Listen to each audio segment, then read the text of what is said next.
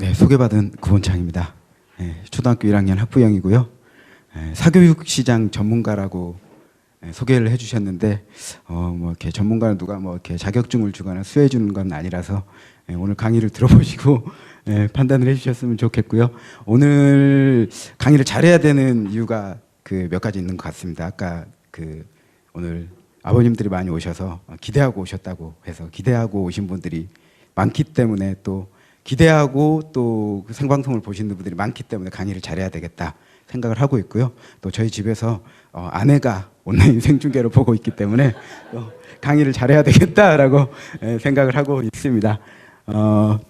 그 강의는 사실 1강부터 7강까지 각각 그 필요한 부분들을 강사님들께서 이렇게 주제별로 하시기 때문에 최대한 오늘은 중복되지 않는 내용 하에서 좀 말씀을 드려야 되겠다. 그리고 혹시 또 이 강의가 선행학습이 되어가지고 다음 강의에 대한 호기심이라든지 호감도가 떨어지면 안 되니까 최대한 중복을 피하는 상황에서 말씀을 드리려고 준비를 했습니다. 그래서 혹시 좀 부족한 부분들이 있으면 또 질문을 통해서 궁금한 점 말씀해 주시면 또 아는 범위의 한도 내에서 또 모르는 건 모른다라고 얘기를 해야죠.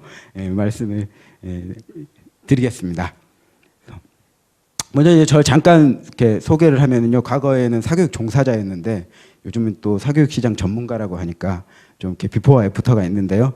제가 이제 과거에 한 10여 년간 직간접적으로 종사했던 사교육 기관 및 뭐 사교육 교재 출판사들입니다. 그래서 사실은 제가 내부자죠. 그리고 또 다른 의미에서 또 내부자가 제가 오늘 이 강의를 위해서 5층에서 3층으로 내려왔습니다.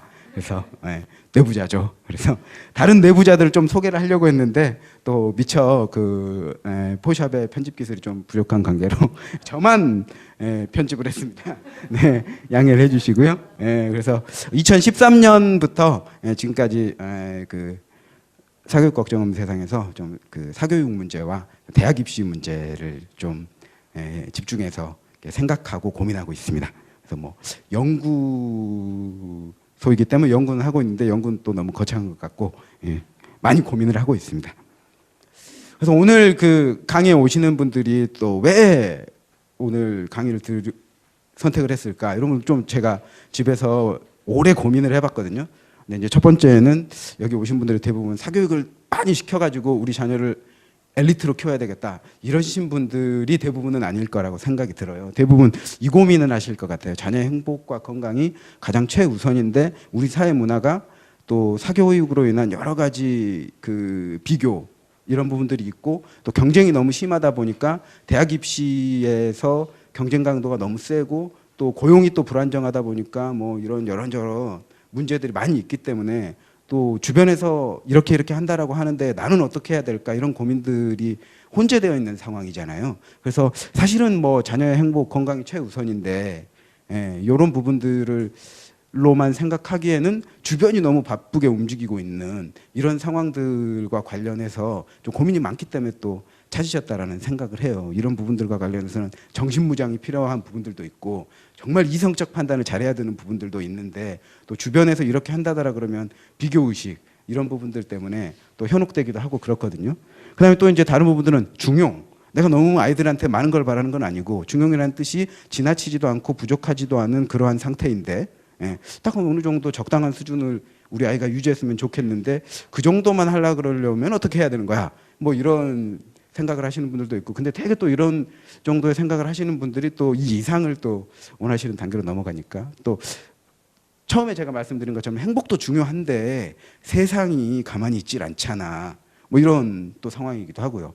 또 뭐 현대 좀 그 사회 구조가 맞벌이 가구가 그 상당수이고 30대 40대 가구를 보면 65%가 통계청 조사에 의하면 맞벌이 가구인데 맞벌이 가구 당장 보육 문제에 공백이 생겨 있는데 이 보육 문제 즉 아이가 학교를 마치고 나서 특히 초등 저학년은 급식 먹고 집에 오면 1시가 안 되는 이런 상황 속에서 집에는 사람이 아무도 없고 우리 아이는 어떻게 해야 되는가 이런 문제에 봉착해 있는 문제도 있고요.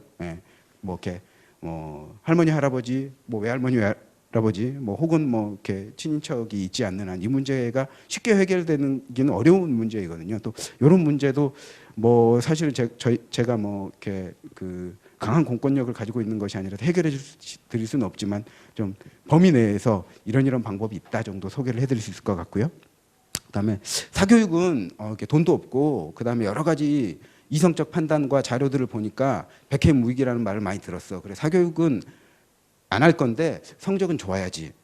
이렇게 생각하시는 분들도 있어요. 예, 그래서 일면 틀린 얘기는 아닌데 또 이 문제는 제가 해결해 드리기는 또 어려울 것 같긴 해요. 예, 그렇죠? 어려운 건 안 되는 건 또 안 된다라고 좀 이렇게 말씀을 드려야 되니까.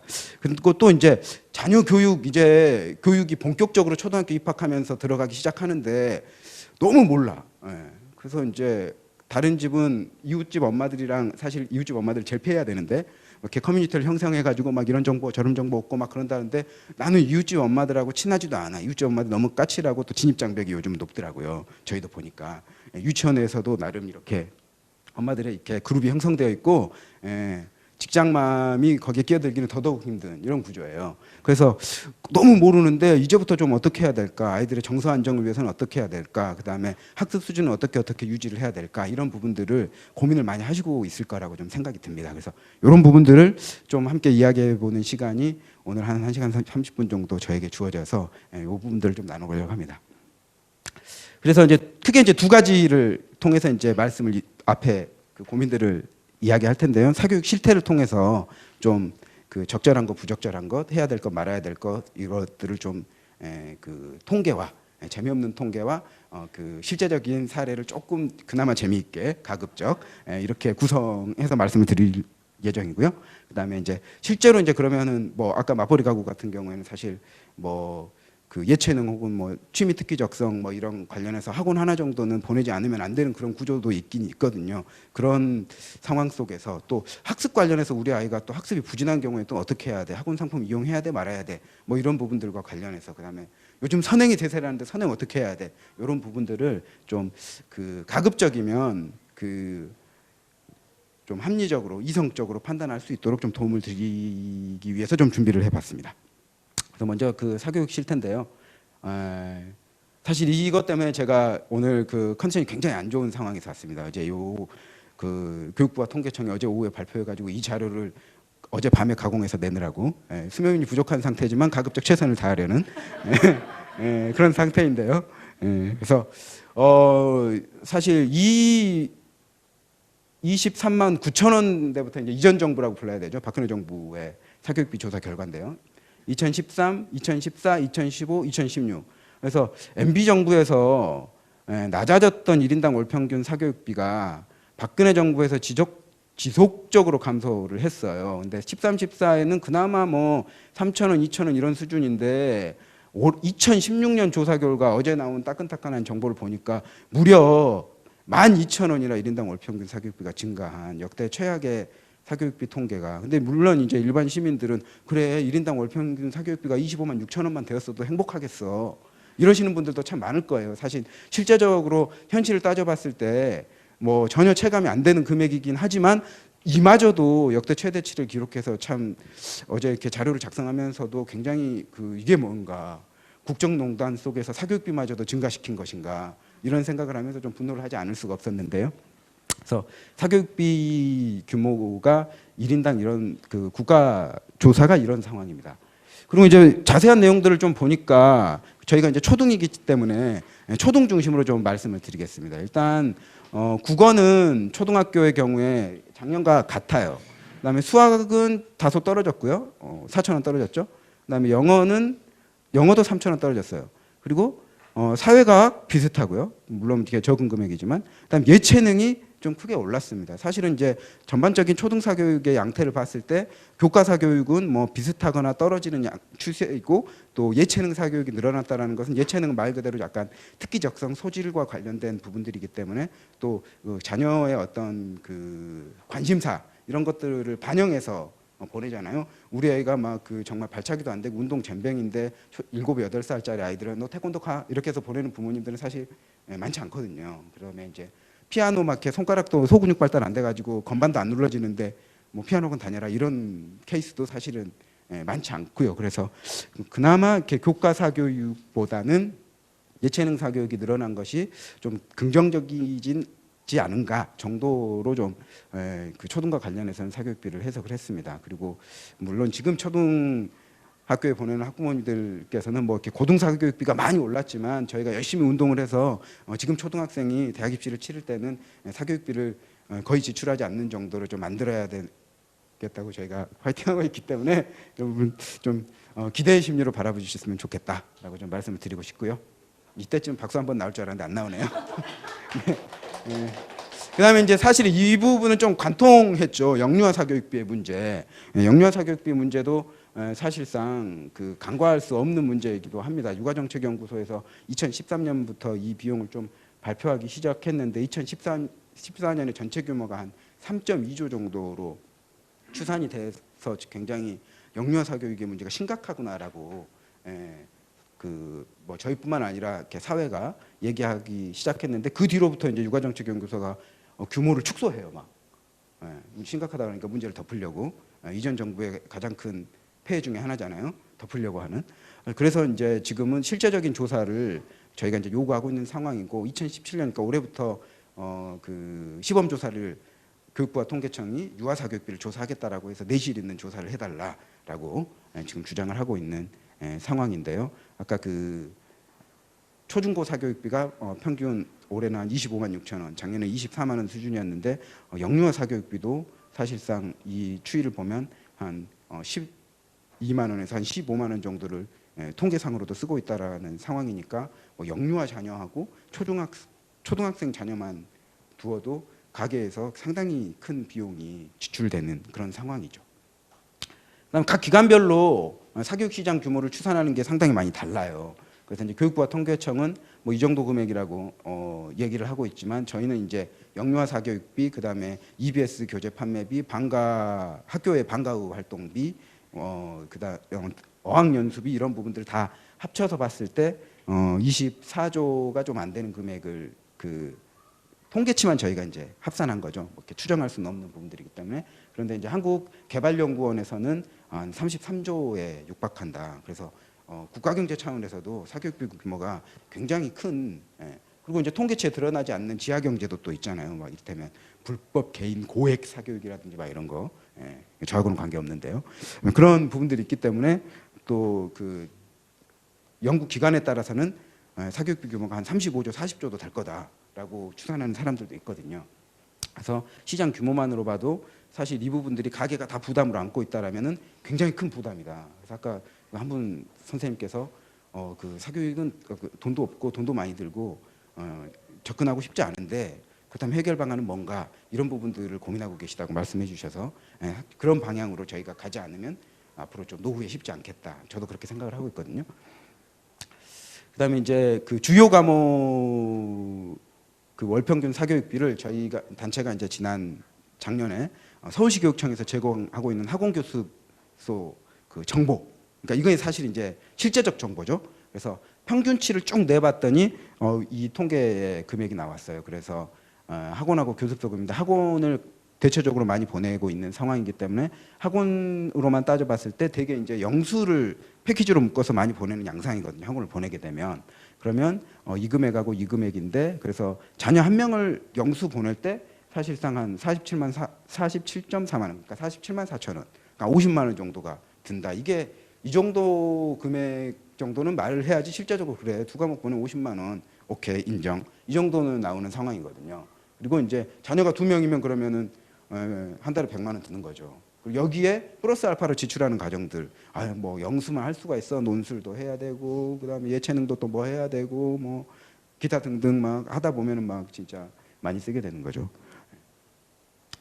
그리고 이제 그 직접적으로 이렇게 사교육비 규모가 크기 때문에 실제적으로 사교육비로 인한 가계 부담을 상당히 많이 호소하고 있는 상황이거든요. 그래서 한국보건사회연구원의 조사 결과에 보니까 최근 3년간 자녀 양육 지원 체감도 문항 중에 자녀의 사교육비 부담이 감소되고 있느냐라고 물어봤는데 전혀 그렇지 않다가 61%, 별로 그렇지 않아, 감소 안 된 것 같아라고 이 두 응답만 보아도 90.2%.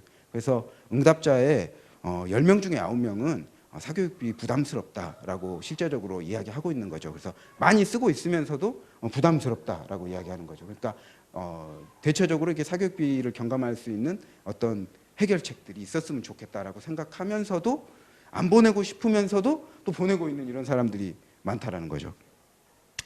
그다음에 이제 가구 규모별 교육비를 보니까 여기 보시면 교육비라고 되어 있는 부분들 보면 여기 이제 그 단신 가구고요. 그러니까 단신 가구 같은 경우는 자기가 지금 교육비를 쓰고 있는 거예요. 어떤 자기 개발이라든지 혹은 그 고등교육을 받고 있다든지 이래서 이제 교육비를 쓰고 있는 경우.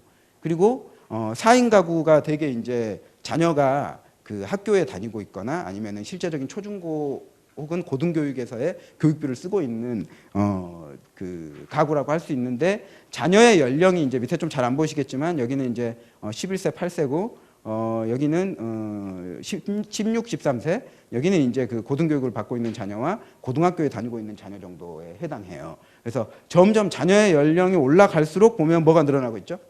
예, 교육비가 늘어나고 있다는 거죠. 예.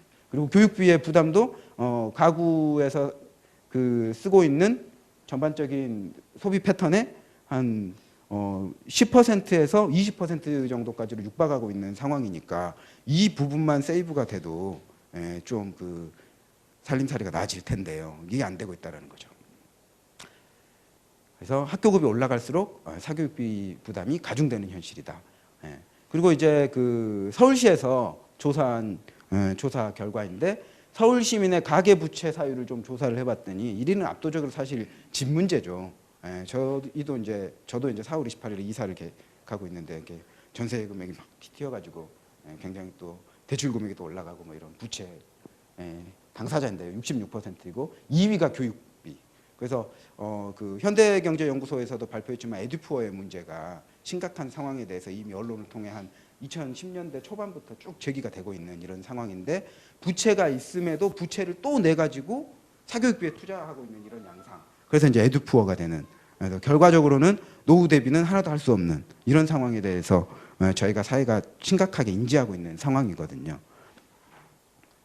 그리고 이거는 그 그 엠브레인이라는 그 이름 너무 어려워가지고 그 트렌디 조사. 그러니까 최근에 그 소비 경향 이런 부분들과 관련해 가지고 조사된 통계 자료인데요.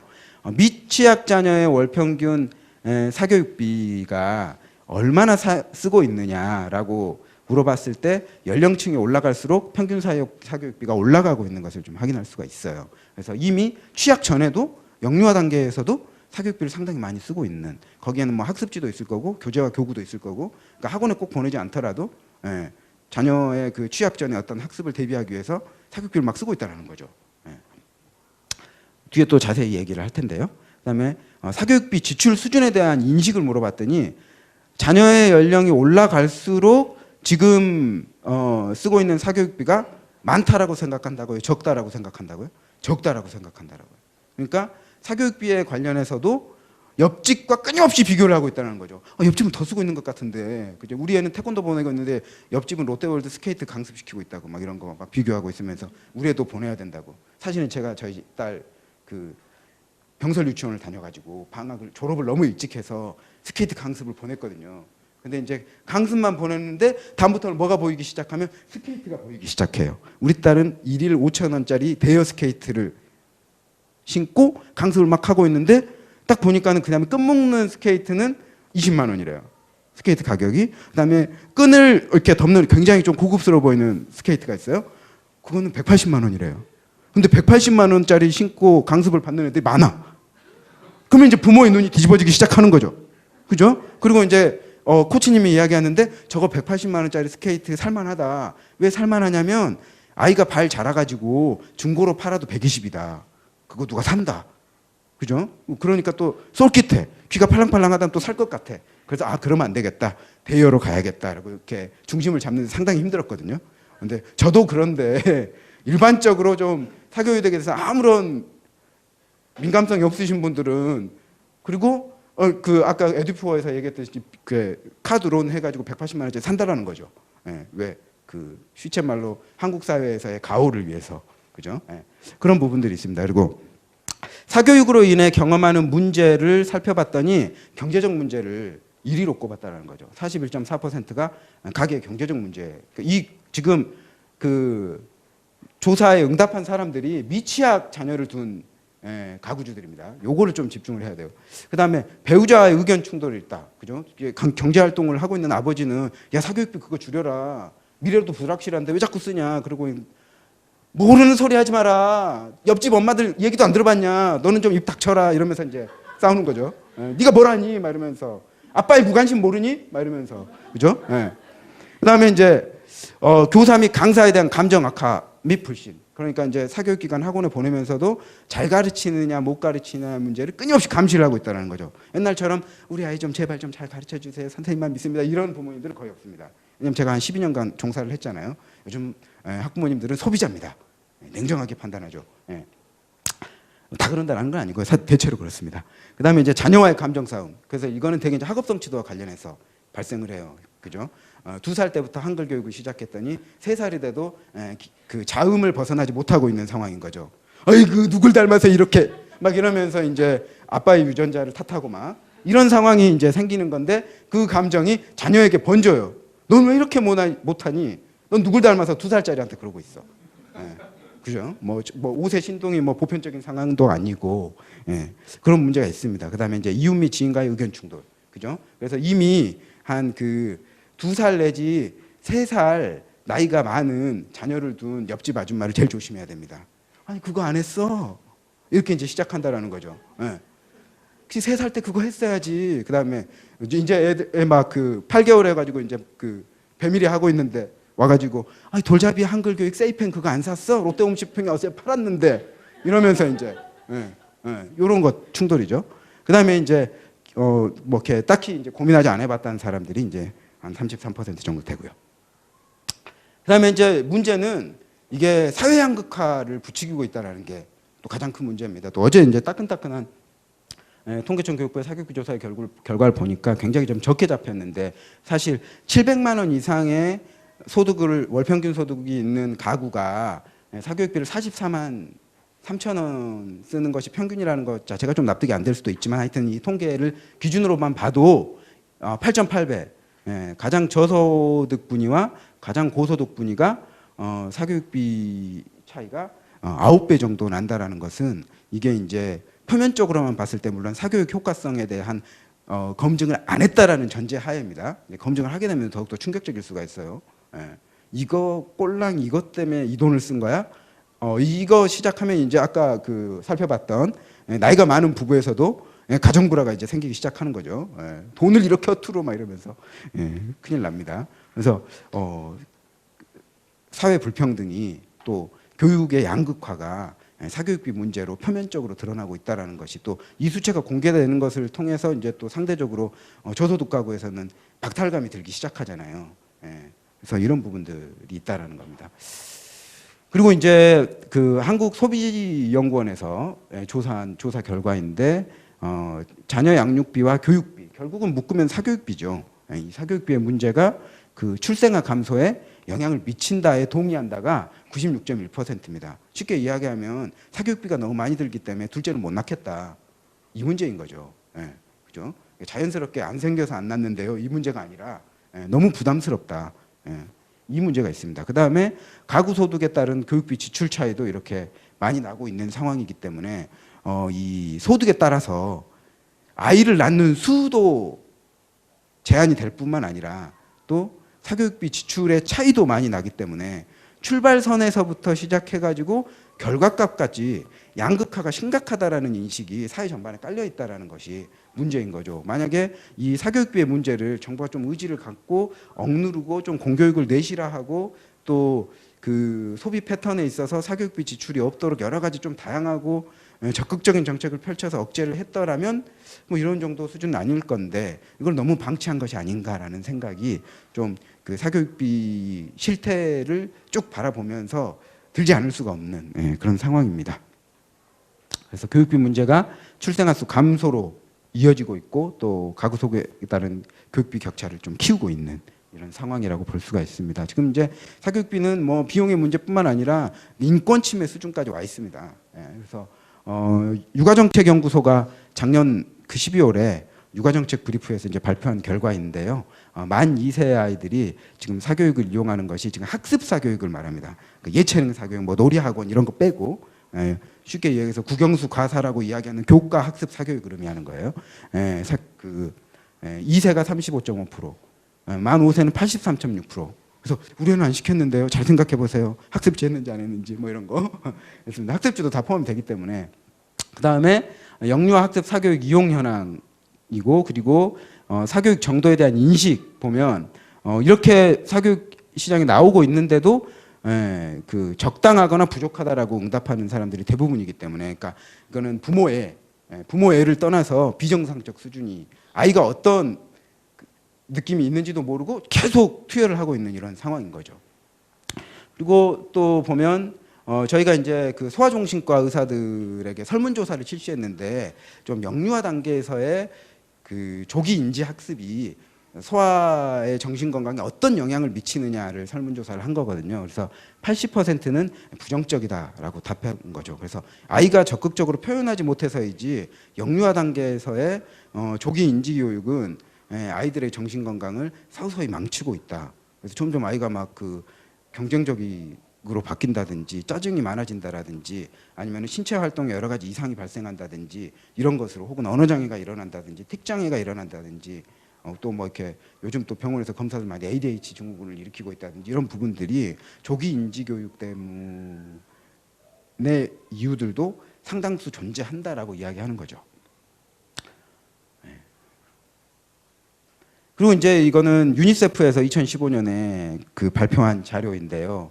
아이들이 놀이와 여가 장애 요인을 살펴봤더니 가장 큰 이유들이 너무 많은 학원 교습과 학교 학습으로 인한 시간 부족이었다. 일단 학교 학습 안에 이 개념이 중요한데요. 학교에서 내주는 숙제를 해결하는 이런 정도가 아니라 학교 학습을 소화하기 위해서 필요한 사교육의 범주까지 포함되어 있다라고 생각하시면 됩니다. 기본적으로 아이들이 지금 사실 학교에 가면 뭐 올해부터는 좀 정책이 좀 바뀌어가지고 변화가 있기는 하지만, 과거에 초등학교 1학년을 생각하면 가자마자 알림장 바로 받아쓰고, 받아쓰기 바로 들어가고, 학교 적응 기간 끝나면 바로 이렇게 그 들어가는 이런 상황에서 옆에 있는 잘 쓰고 옆에 있는 띄어쓰기도 잘하고 옆에 있는 맞춤법도 잘 맞추는데 나는 막 개발세발이고 그 다음에 못 쓰겠고 막 이런 상황들에 대해서 굉장히 그 힘들어하는 그런 부분들이 있거든요. 그래서 저희 딸이 유치원을 두 군데를 다녔어요. 사립 유치원에 갔는데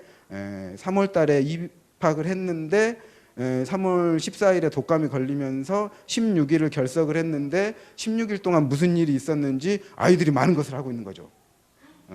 그리고 딱 가니까 저희 딸이 이제 자존심 굉장히 강한데 저기는 못 다니겠다. 그러면서 이제 막 한 달 동안 유치원 안 간다라고 매일 아침마다 전쟁이에요. 그래서 출근 늦어지고, 그래서 막 지각이 잦아지고, 막 이런 양상이 벌어졌는데, 이제 아이의 가방 속에서 제가 이제 아이의 그 방과 활동 교재, 영어 교재, 그 만 4세인데 파닉스를 나가더라고요. 근데 파닉스를 나가는데 알파벳을 분명히 안 가르쳐 줬는데, 왜 그 영어 노트 있잖아요. 노트 그려진 그림에 그 굿 모닝을 써보래. 그래서 이제 저희 딸이 이제 제가 이제 학원 강사를 오래 했기 때문에 아이들의 그 학습 상태를 보면 정신 세계가 어느 정도 보이거든요. 그래서 주황색 색연필로 굿모닝을 한 3번 정도 그리다가 동그라미를 딱 던져버린.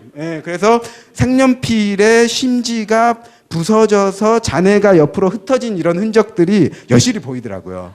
그래서 그것과 또 이제 막 왜 유치원에 가고 싶냐는, 막 이렇게 수학 시간이 너무 싫대. 그래서 아니 무슨 막 이렇게 만 4세에 수학을 뭘 한다고 힘들다고 그러는 거 봤더니 4D라는 교구가 있어요. 이게 기하 수학에서 그 체험하기 위한 교구인데, 그 작은 빨대를 뭐 이쑤시개 같은 거에다가 막 이렇게 끼우는, 이게 교구거든요. 근데 이제 소근육 발달이 보통 애들보다 좀 늦어요. 저희 딸이 특히 손가락이 못 끼우는 거죠. 다른 애들은 막 잘 끼우고 있는데, 좀 스트레스 받고 그 두 개를 보고 그만 보내야 되겠다 생각이 들었거든요. 그래서 이런 좀 이성적 판단을 할 필요가 있습니다. 그 사교육기관을 보낼 때. 그리고 이제 다음에 이제 병설 유치원에 갔는데, 병설 유치원에서는 뭐 거의 뭐 하라는 것만 하고 하지 말라는 건 절대 안 하는 그런 구조더라고요. 그래서 좀 행복하게 무사히 졸업을 했는데요. 그래서 초등학교 입학했습니다. 그래서 이런 놀이와 여가 장애 요인으로 그 학습이 크게 작용을 하고 있다. 근데 이거는 학교 과정을 그 소화하기 위한 것 플러스 알파의 문제라는 거죠. 이 경쟁을 초등학교 단계부터 벌써 아이들이 느끼고 있고 유치원 단계부터 느끼고 있고 경쟁에서 이기고자 하는 욕구는 강한데 그것이 실제화되지 않을 때 받는 스트레스가 굉장히 크다. 이 문제도 함께 고려를 해야 될 것으로 보여집니다. 그래서 지나친 너무 많은 학원 교습 그리고 학교 학습 그리고 학교의 여러 가지 경쟁 교육 이런 부분들이 어린 시기부터 노출되다 보니까 이런 부분들이 좀 놀이의 여가 장애도 있고 아이들이 좀 정신적으로 스트레스가 많은 이런 상황이다라고 볼 수가 있죠. 이미 2011년에 유엔 아동권리위원회가 우리나라에 권고를 했습니다. 그래서 지금 보시면 사교육이 여가와 문화활동에 대한 아동 권리의 충분한 실현에 방해가 된다. 그리고 이것이 우려가 된다. 우려하면 또 어떤 분이 생각이 나는데 뭐 이렇게 그분을 떠올리지는 마시고요. 사교육에 대한 광범위한 의존의 근본 원인과 사교육에서 비롯되는 대학 진학 시 불평등을 해결할 수 있도록 공교육을 강화하고 노력을 증진해라라는 권고를 2011년에 했고요. 또 더불어서 여가 문화 및 오락 활동에 대한 아동의 권리를 보장해라라고 이야기를 이미 2011년에 했는데 이와 관련해서 정부가 해결 방안을 적극적으로 내놓지 않아서 개선이 되지 않은 그래서 오히려 사교육비가 증가한 결과로 나타나지 않았나라고 해석이 되어집니다. 아직도 이행이 안 됐고요. 그래서 지금 사교육기관의 그 프로그램은 전반적으로 이렇게 선행 중심으로 되어 있어요. 그래서 그 불안감을 조성하고 좀 더 경쟁 단계의 그 진입 강도를 높이고 이런 것을 통해서 마케팅을 하는 부분들이 분명히 있거든요. 그래서 사실 이제 학부모들이 좀 사교육기관을 보냈다, 선행교육을 많이 시켰다 하는 학부모들의 좀 도식이 있죠. 일단 영어 조기 교육을 미리 좀 시키고 그래서 영어 유치원에 보내고 영어 유치원에 가서 이제 사립초에 가가지고 영어 이멀전 교육, 몰입 교육이라고 하죠. 그래서 초등학교 때 이미 원어민 수준의 영어 교육을 좀 받았으면 좋겠다 하는 그런.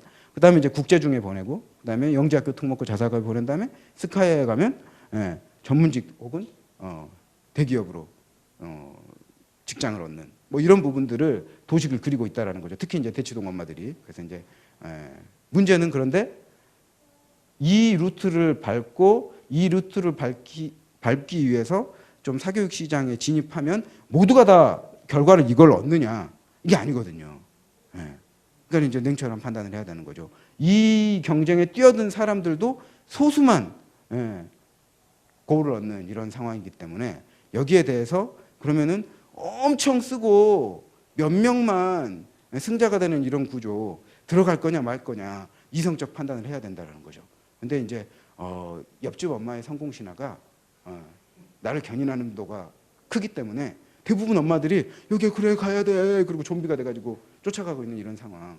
이런 상황에 대해서는 좀 저희가 충분히 이성적 판단을 해야 되는 부분들이 있다.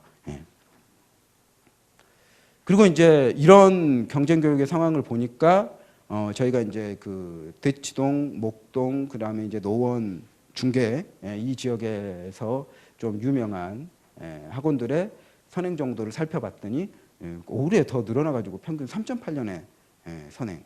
그러니까는 초등학교 6학년에게 고등학교 1학년 정도 선행하는 것은 평균이라는 거죠.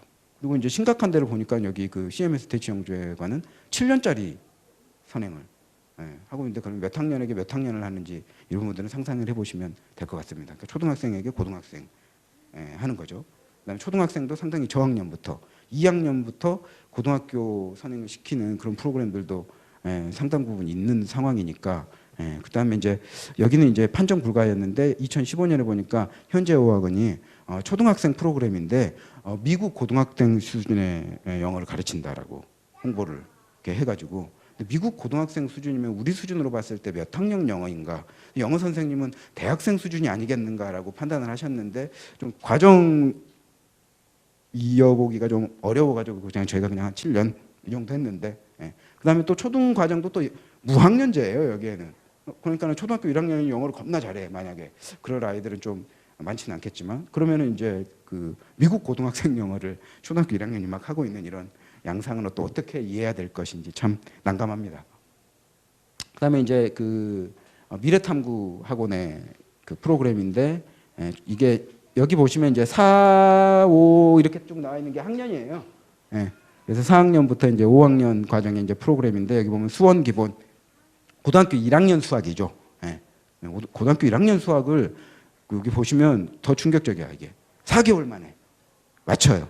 몇 학년에게? 초등학교 5학년에게. 그럼 이게 가능하겠습니까? 상식적으로 생각할 때 가능하지 않죠. 그러니까 이 프로그램을 한 번 돌리는 것이 아니라 반복해서 돌리는 거예요. 그죠? 그래서 그 영재고나 과고를 갈 때 의대 진학 혹은 명문대 진학이 용이하다라고 이렇게 선전을 하면서 초등학교 5학년에게 고1 수학 가르치는 프로그램. 근데 이제 공개된 게 이 정도지 공개 안 된 거는 초2에게 또 고1 수학 가르치는 그런 프로그램들도 있어요. 그리고 이제 엠솔 의대반 개강인데 엠솔 의대반이니까 고등학생 프로그램인가? 이런 생각하실 수가 있는데 잘 보세요. 그러면 현 초등학교 6학년 예비 중일이라 그래가지고 의대반을 모집을 합니다. 근데 더욱더 이제 좀 충격적인 사실은 여기 보시면 그 입학 시험 안내, 입학 시험 안내 여기 잘 안 나와서 그런데 입학 시험 안내 하단에 보시면 구가심화, 그러니까 구가심화면 그 중3 수학이죠. 중3 수학. 중3 수학이 입학 테스트입니다. 초등학교 6학년에게. 그리고 나가는 여기에서 이제 진행되는 수학은 여기서 이제 쭉 보시면 그 수업 내용 세 번째 줄에 수원을 기본, 그러니까 고1 수학을 시작으로 해가지고 수투, 미적분, 기하벡터, 확률과 통계, 고급 수학까지. 그러니까는 고교 수학 전체를 끝낸다라는 거거든요.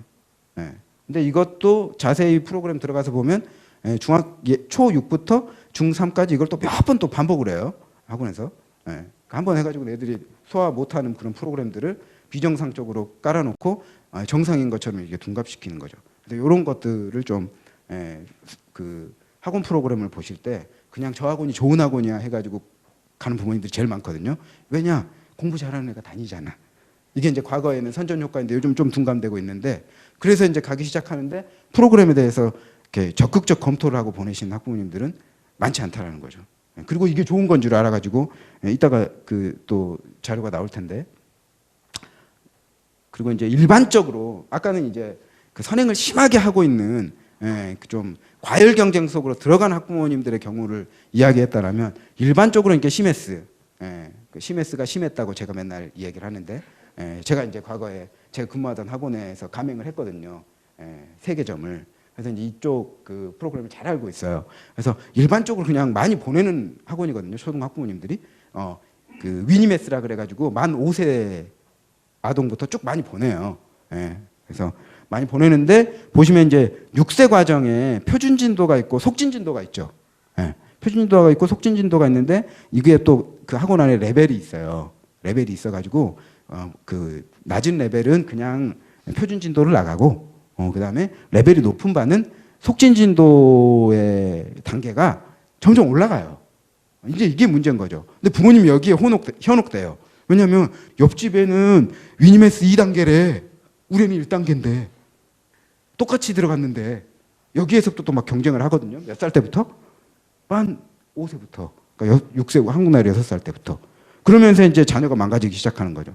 비교하면서 쟤는 잘하는데 우리는 왜 못할까 하면서 자녀가 이상하게 생각 들고 뭐 이런. 그래서 이런 부분들 표준 진도 정도 나가는 것이 사실은 일반적인 학교 교육 과정보다 좀 앞선 과정이에요. 학원이. 그런데도 표준 진도에 만족을 못하고 속진 진도를 따라가게 되는데 이게 이제 어느 단계에서부터 그 중등 과정이 들어오기 시작하냐면요. 그 초4부터 중등 단계가 들어오기 시작해요. 보면 여기서 그 중등 루트인 1단계라고 써져 있죠. 그래서 초등학교 4학년 때부터는 중등 단계를 시작하게 하고 초등학교 6학년이 되면 속진 진도를 나가는 애들이 무슨 과정을 다 끝내요. 중등 루트인 2, 3단계니까 당연히 2학년, 3학년 단계를 말하는 거죠. 그래서 일반적인 학원들에서도 좀 그 학원 내에서 정기고사 성적이 좋으면 초등학교 6학년 때 중학교 과정을 다 끝내라라는 신호를 주고 있다는 거죠. 근데 문제는 뭐냐면요. 제가 이제 근무하던 학원이 여기 이제 CMS를 가맹을 했다고 그랬잖아요. 그러면은 6세부터 고등학생까지 다 계열이 있는 학원인데 그러면 이제 아이들이 이제 이거 마치고 중등부로 올 거 아니에요. 중등부에 와서 아이들한테 야 너 저기 초등반에서 중3까지 수학 다 끝내고 왔지? 네, 그래요. 근데 이제 또 오면 또 아이들의 수준이 지금 어떤 상황인지 또 이렇게 반편성을 하기 위해서 뭐 정기고사 같은 걸 치르잖아요. 뭐 아이들이 중등과정 다 포맷돼서 와요. 참 희한하죠. 왜 그런지는 원인 규명을 못 하겠어요. 그래서 이제 추후에 이 부분들은 이제 최수일 선생님께서 수학 강의하실 때 뭐 이렇게 좀 말씀해 주시지 않을까 좀 난감해 하시는데 하여튼 그렇습니다. 그리고 이제 더 중요한 거는 초5면 중등수학을 시작해서 초6에 마무리한다는 로드맵을 제시하고 있는데 뒤에 이제 또 그 PPT에서 한 번 더 말씀드리겠지만 최수일 선생님 말 초4, 5, 6이 앞으로 수학을 공부하는 데 있어서 가장 중요한 내용이 담겨 있다. 그래서 초4, 5, 6을 탄탄히 하지 않으면 누수가 크다라고 이야기하는데 초4, 5, 6을 탄탄히 해야 될 때 다 중등 선행을 하고 있으니 애들이 수포자가 안 되겠냐고요. 그렇습니다. 그 다음에 이제 또 하나 학원 시스템 중에서 요거 이제 굉장히 중요한 문제인데 학원 그 반 편성 자체가 학년별 레벨별로 되어 있다는 게 문제예요. 이 레벨은 선행 정도에 따라서 레벨이 다른 거거든요. 그래서 학원에 예컨대 우리 아이가 이제 초3인데 초3에 아무것도 그 선행학습을 하지 않았어요. 근데 학원에 가가지고 레벨 테스트 같은 걸 하겠죠. 그럼 당연히 레벨이 높을까요, 낮을까요? 낮은 반에 들어가겠죠. 근데 부모는 욕망할 때 어떤 것을 욕망하냐면 그래 우리 아이는 천재적 감각이 있는 아이니까 레벨이 가장 낮은 반에서 시작했어도 점점점 스텝 바이 스텝 올라가서 초5 정도 되면 가장 높은 반에 도달해 있을 거야. 이런 꿈을 꾸겠죠. 근데 제가 이제 학원가에서 12년간 있으면서 이런 아이들을 5명도 보지 못했습니다. 대부분 이를테면 가장 낮은 반에서 시작하면 한두 단계 올라가는 정도가 끝이에요. 근데 대부분의 학원들이 한 100명 이상의 규모를 가지고 있으면 레벨이 7개 내지 8개의 레벨을 가지고 있어요. 그러면은 1단계부터 8단계까지 올라가야 되는데 우리 아이는 1단계로 들어가서 3단계로 끝나요. 이게 이제 대부분의 아이들이에요. 근데 이제 이런 걸 꿈꾸는 거죠. 그러면서 아이가 또 학원에서 또 상담을 적극적으로 하거든요. 그래서 이번에 정기고사를 봤는데 그나마 이전 반 수준을 유지를 했습니다. 떨어지지 않은 것도 어디야. 막 이렇게 생각하게끔 만드는 거죠. 그 다음에 이제 또 높은 반에 있는 어머니들은 상담을 하잖아요. 이번에 정기고사 성적이 떨어져가지고 최상위 반은 못 있을 것 같고요. 바로 그 밑에 반으로 가셔야 될 것 같아요, 어머님. 이렇게 이야기하면 학원을 끊겠습니다. 최상위 반이 아니라니요. 그죠? 우리 아이가 잠시 컨디션이 안 좋았을 뿐이지 이렇게 억지를 쓰시면서 협박을 하면서 학원의 가장 높은 반에 남아 계시죠. 그러니까 어떻게 보면 최상위 반, 학원의 최상위 반도 어느 정도 뭐가 있다? 거품이 있는 겁니다. 그렇습니다. 그래서 이 안에서 아이들은 어떤 신호를 받냐면 아이들도 똑같이 스트레스를 받아요. 높은 반에 있는 애들은 반이 떨어지지 말아야 되는데, 그죠? 그러니까는 한 달에 한 번 정도 치르는 정기고사가 맨날 불안하고, 그 다음에 낮은 반에 있는 애들은 아니, 다음에는 좀 올라가야 될 텐데, 다음에는 좀 올라가야 될 텐데 이런 욕망은 있는데 현실에서는 다른 애들은 다 노나요. 기존에 높은 반에 있던 애들은. 그러니까는 이렇게 그 선행 정도가 낮으니까 높은 반에 올라가지는 못하고 아우 나는 안 되나 봐 그러면서 좌절감에 휩싸이고. 그래서 높은 반에 있는 애들, 중간 반에 있는 애들, 낮은 반에 있는 애들 다들 행복하지 않은 구조예요. 학원에 가기가 싫죠. 근데 애들이 왜 다 학원에 다니나? 친구가 없어서 그래요. 그래서 학원에 와서 이제 대부분 놀거나 쉬는 시간에는 이제 아수라장이 되죠. 그런 걸 왜 또 규율 지도를 잘 못하냐고 중간 관리자 및 원장님들 그렇게 뭐라 그래. 저는 안 했는데요. 네, 그렇습니다. 그래서 학원의 레벨별 반평성이 성적 향상을 부채질하고 또 아이들을 극심한 경쟁과 학업 스트레스에 노출시킨다. 그래서 정말 우리의 학습 부진의 문제 때문에 학원에 보내야 되겠다라고 생각하시는 학부모님들은 이게 반편성의 그 수준 이 부분들을 정밀하게 보셔야 되고 꼭 학원에 진입할 때 내 자식을 알라. 내 자신을 알라가 아니라 내 자식을 알라. 그래서 부모에게 첫 번째 필요한 것이 관찰이라고 보여져요. 그래서 내 자녀의 수준, 감정 상태 이런 부분들이 관찰이 잘 돼야지 적극적인 해결 방안을 할 텐데 관찰이 안 돼 있어. 그러면은 자꾸 상태와 해결 방안이 미스매치가 되는 거거든요. 그래서 관찰을 잘하는 것이 좀 중요하겠다. 그래서 자식의 수준을 학업 성취든 감정 상태든 여러 가지 상태든 고려를 잘 해서 어떤 해결 방안을 찾아야 될 텐데요. 그리고 또 아무것도 선행을 안 한 이런 단계에 있는 아이들은 학원에 갈 수가 없어요. 갈 바니 없거든요. 왜냐하면 레벨이 기본적으로 학원이라는 것은 불안감 마케팅을 해야 되기 때문에 이따가 다시 한번 레벨 테스트 편에서 설명을 드릴 텐데 예, 좀 아이들의 성적이 낮게 나오도록 만들어야 돼요. 그래야지 부모 입장에선 아 그래 우리 애를 그동안 공부를 안 시켜가지고 애가 이 모양이구나 이 생각을 하게 만들어줘야 되거든요. 그래야지 앞으로 좀 잘 좀 가르쳐 주세요 이 마음으로 학원에 들어오죠. 근데 딱 들어올 때부터 한번 좀 잘 가르쳐 보셔야 될 텐데 이런 마음을 갖게 하면 마케팅이 안 되잖아요. 그래서 이런 부분들이 있다라는 거. 그다음에 이제 이런 학원이 진입 장벽이라는 것이 있기 때문에 레벨 테스트를 통한 진입 장벽이 있기 때문에 선행 강도가 센 학원은 아예 선행이 없거나 현재 수준을 나가는 반은 없거든요. 아까 봤던 엠솔하고는 의대반 같은 경우에는 초등학교 6학년이 초등학교 6학년 내용을 배우는 반은 없어요. 선행 중심으로 아예 구성이 돼 있기 때문에 이런 학원들은 입학 테스트부터 초등학교 6학년이 중3 것을 시험을 보고 가야 되는 거기 때문에 이런 이제 새끼 학원이 등장하는 거죠. 이런 새끼 학원에서 초등학교 5학년, 6학년 애들 보고 이제 중학교 1학년 과정부터 이제 차근차근 가르치면서 옆에 학원으로 이제 보내는 모르겠어요. 아까 선행 많이 한 학원에서 무슨 커미션을 받았는지 어떤지 그런 구조는 모르겠는데 하여튼 이런 상황들이 진행이 되고 있다라는 거. 그리고 이제 그 대치동에서 실제로 저희가 찍은 건데요. 제가 근무했던 학원도 한 건물에 초중간, 중등간, 수학 전문학원, 영어 전문학원, 그리고 6층에 독서실이 다 있었거든요. 근데 여기 이제 대치동의 건물을 이렇게 자세히 보시면 여기 이제 영어 학원이 있죠. 몰입 영어. 그다음에 2층에 독서실이 있어요. 그다음에 여기는 이제 수학 학원이 있고요. 그다음에 이제 위에는 또 다른 학교급의 어학원이 있고요. 여기 간판이 좀 잘 안 보여서 그러는데 여기 이제 과학학원도 있고 논술학원도 있어요. 건물 학원이 아예 그 공장이죠. 그리고 이제 이쪽 가면 CU가 있습니다. 그러면 어떤 시스템인지 알겠죠? 건물 안에서 나가지 말라는 거예요. 몇 시까지 나가지 말라는 거는 상상에 맡기면 안 되고 제가 말씀을 드려야 될 것 같은데 독서실이 3시까지 영업을 할 수가 있어요. 그러면 아이들이 학원 영업시간이 기본적으로 서울시는 조례에 의해서 10시거든요.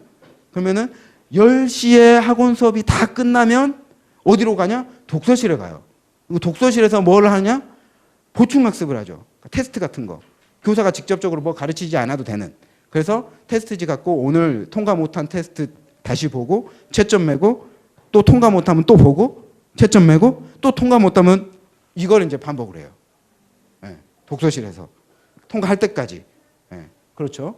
그러니까는 아이가 여기 안에 감금돼가지고 편의점에서 삼각김밥하고 컵라면으로 저녁 때우고 이 안에서 학교 끝나고 계속 도는 이런 구조인 거죠.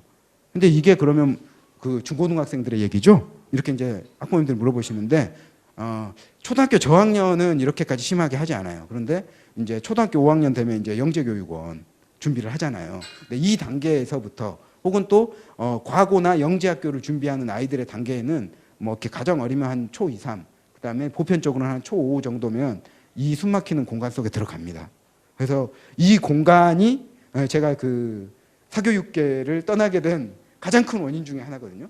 제가 아이가 딱 생기니까 이 구조 속에서 어떻게 애들이 초등학교 5학년이면 예비 중1이라고 올라와 가지고 얘네들이 9시까지는 그냥 수업하고 9시 넘으면 독서실에 올라와 가지고 자습하고 있는데 10중 8구는 졸거든요. 아이들이 체력이 안 되니까. 그렇잖아요. 초등학교 5학년 아이를 뭐 11시까지 잡아두면 정상적으로 학습할 수 있는 아이가 몇이나 되겠어요. 근데 부모님들은 모르고 있는 거죠. 그리고 이제 학원에서 상담 전화를 해요. 이 시기에. 골든타임이거든요.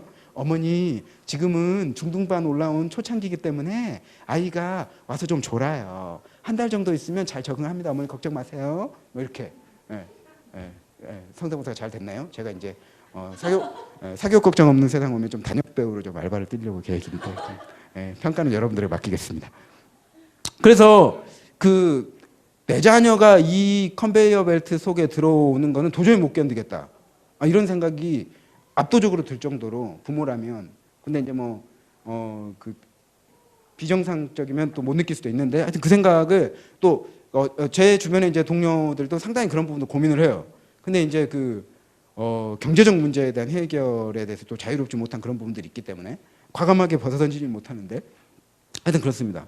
그래서 이제 이 공간의 압박. 그래서 그 학원을 볼 때 이렇게 학원 건물 안에 이 시스템의 구조를 잘 봐야 됩니다. 가끔씩 조금 그래도 나은 학원은 CU가 아니라 분식점이 들어있는 학원들이 있어요. 그죠? 김밥 파라다이스 이런 거. 예. 그런 학원은 그래도 편의점보다 좀 낫죠. 예. 하지만은 아이가 쉬는 시간 10분 안에 김밥 천국에 가서 라볶이하고 그다음에 소고기 김밥을 우걱을 집어넣고 올라가서 또 수업을 해야 되는 이런 상황은 해결할 수 없는 구조인 거죠. 예. 그리고 이제 그 올해 2월에 조선일보에서 발표한 것인데 대치동의 아이들의 이제 약간 씁쓸한 양상인데 학원 시간에 쫓겨서 초등학생들도 혼밥을 한다. 근데 혼밥도 양질의 혼밥을 하면 그나마 좀 다행이에요. 근데 여기 이제 아이의 그 모자이크 처리돼 있지만 제가 처리한 건 아니고 언론사가 한 건데요. 예. 그래서 보면 이게 컵라면이죠. 예. 그래서 인스턴트 식품으로 우리 아이들이 그 저기 MSG로 매일 그래서 여기서 횟수로 보면 일주일에 몇 번? 5, 6회. 그러면 저녁 식사는 다 뭐 하는 거예요? 편의점에서 라면 먹는 거예요. 그래서 이런 양상이 전반적으로 그 학원 뺑뺑이의 전형적인 현상인 거죠. 그래서 이런 부분들은 우리가 그 정말 경계해야 되겠다. 옆집 애들도 좀 말려야 되겠다. 그래서 뭐 그 컵라면 먹으면서 말려야겠습니다. 저희도. 그리고 이제 그러면 이런 그 과잉 경쟁, 사교육비를 투자하면서 진행되는 과잉 경쟁이 효과를 발휘를 해야 될 텐데 문제는 이게 이제 그 2011년도에 발표된 그 한국개발원의 정책포럼 자료인데요. 사교육보다는 자기주도 학습이다라는 주제로 쓰여진 그 보고서인데 보면 사교육 투자의 성적 향상 효과는 투자량이 늘고 학년이 올라갈수록 감소한다. 그러면 아까 우리가 지금 보통 선행학습을 시키는 뭐 CMS 아까 수학 프로그램도 받고 또 과도한 초등학교 6학년에게 의대반 프로그램 돌리는 그런 학원들도 받고 초등학생에게 고등학생 프로그램 가르치는 학원들도 봤는데 전반적으로 봤을 때 투자량이 늘고 학년이 올라갈수록 효과가 감소한다는 게 문제죠. 그다음에 효과는 단기성을 띠는데 그러니까는 중간고사, 기말고사의 일시적 효과가 있다라는 얘기예요. 왜냐하면 이제 학원들이 기출문제를 빵빵하게 보유를 하고 있고 중간고사, 기말고사 기간이 되면은 8회 반복 시스템을 저희는 돌렸습니다. 다른 학원은 어떻게 하는지 모르겠는데 다른 학원도 적어도 4, 5회 반복을 해요. 그래서 평상시에 선행 띄었으니까 한번 반복했죠. 시험 기간 되면은 그 평가 문제집으로 한번 반복하고요. 그다음에 엑기스 문제집으로 한번 반복하고요. 그다음에 최종 뭐 서머리로 한번 또 반복하고요. 그다음에 시험 전날에 직전 보충이라고 해가지고 한번 반복하고요. 근데 이제 문제는 뭐냐면요. 아이들이 직전 보충 전까지도 복습을 하지 않아요.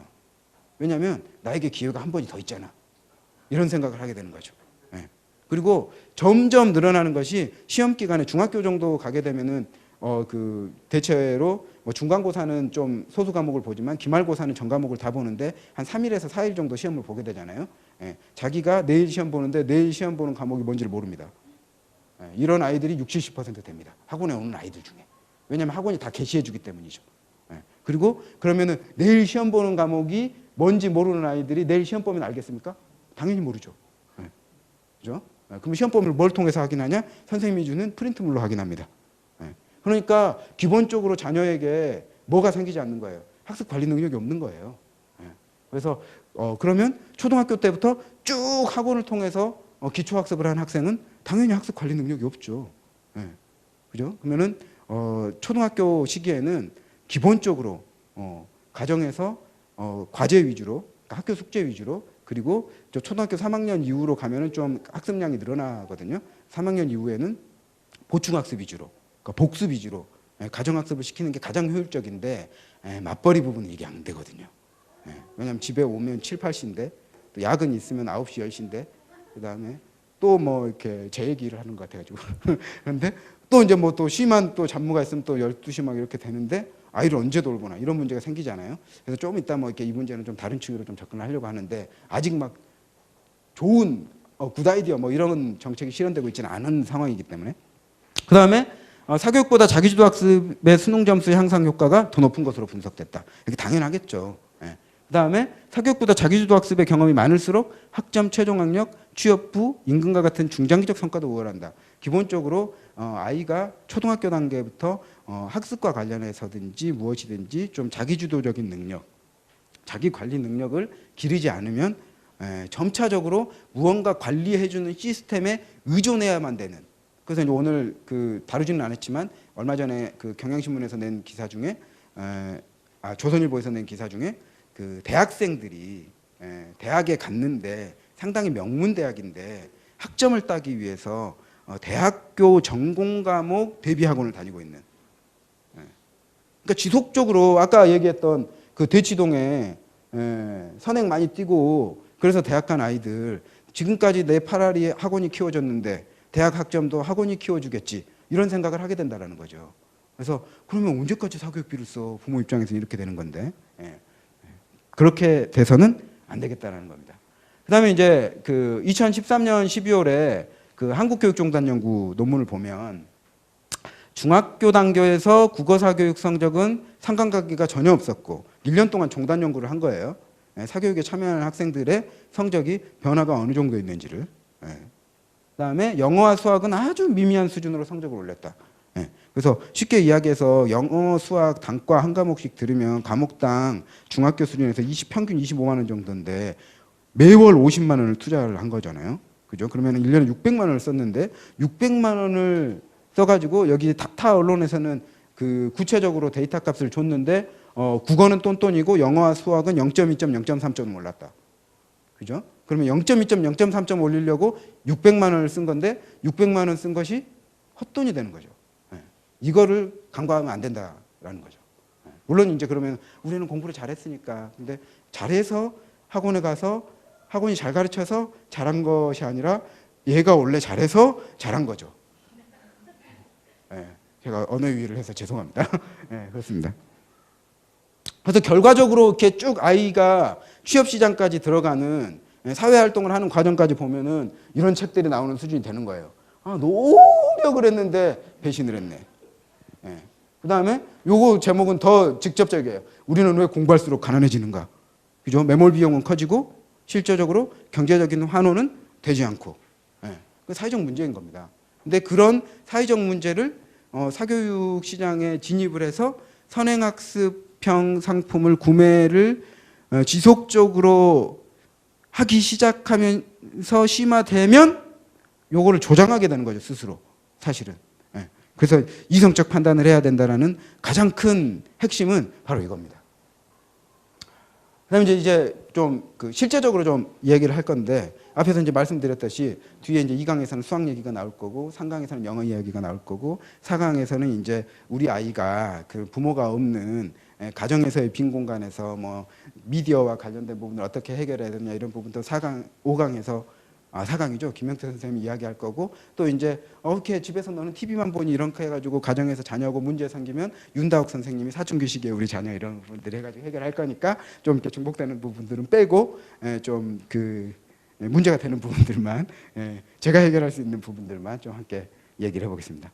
그래서 학원 상품 판단 기준을 그러면 좀 몇 가지를 좀 생각을 해야 될 텐데 그러면 뭐를 잡을까 생각을 해보면 첫 번째는 가성비를 따져봐야겠다. 아까 뭐 사교육의 효과도 이야기했지만 가격대 성능비가 중요하잖아요. 요즘은 좀 가용비도 나와가지고 가격대 용량비 요게 이제 최근에 하던데 가용비를 이야기를 하자니 그럼 우리 자녀의 두뇌 용량에 선행학습이 얼마만큼 들어갈 수 있는데 내가 얼마만큼 집어넣어 줘야 될 것인가 이렇게 접근하는 건 맞지 않는 것 같아가지고 가용비는 뺐고요. 가성비는 좀 생각을 해봐야 될 것 같고요.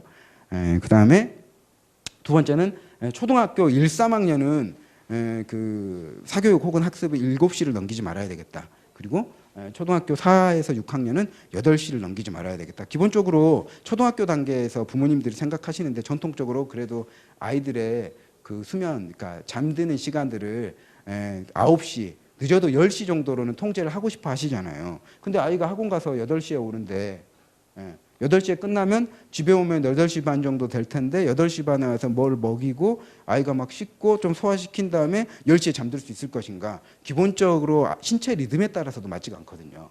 그래서 이 점들을 생각을 해봤을 때 1, 3학년은 7시, 4, 6학년은 8시. 그리고 이제 제가 이제 학원에 강사 실제로 중학생 아이들도 대개 학원이 10시에 끝나요. 그리고 아까 독서실에 가잖아요. 독서실에 가면 11시, 12시에 끝나요.